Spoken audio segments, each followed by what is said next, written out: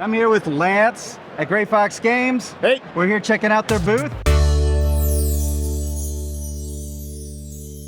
They got tons of games here. Are there any games that you would suggest for someone just getting started into gaming? Well, if you're just getting started into gaming, Champions of Midgard is like one of the most popular games we've ever published.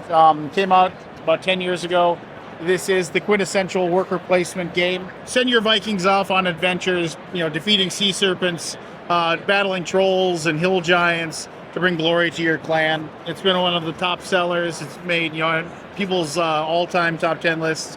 If you're looking for a game that is got a really good theme, it isn't dry like most Euros, but definitely scratches that worker placement itch very, very well. The designer is currently working on variations on this theme to make for different eras. He's working on one for South American gods instead of Norse gods that we're going to be working on next year.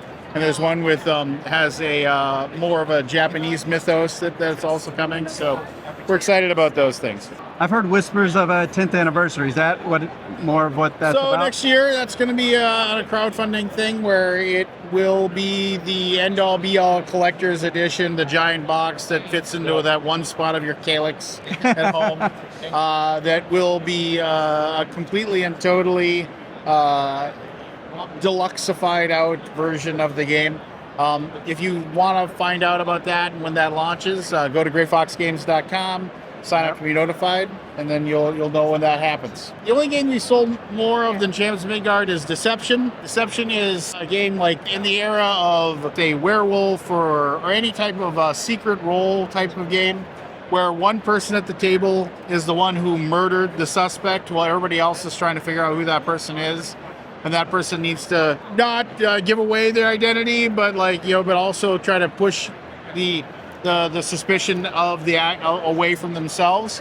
It's a game that plays in about 20-30 minutes. It is for people that enjoy that type of game. That is the type of thing people say this is one of the best secret role, negotiation, open table talk type of thing. And also it handles a large number of people. So it can definitely be that big group, 8-9 people sitting around the table having fun.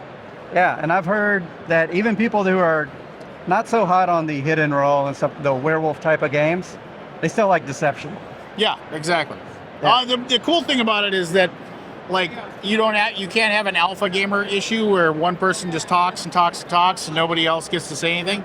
Hard boiled into the rules, there is now this is the time where everybody gets 30 seconds to speak and nobody can say nobody can say anything, and that is part of the rules. So it's something that people enjoy. They are able to actually get their voice heard without having to have somebody interrupting them constantly.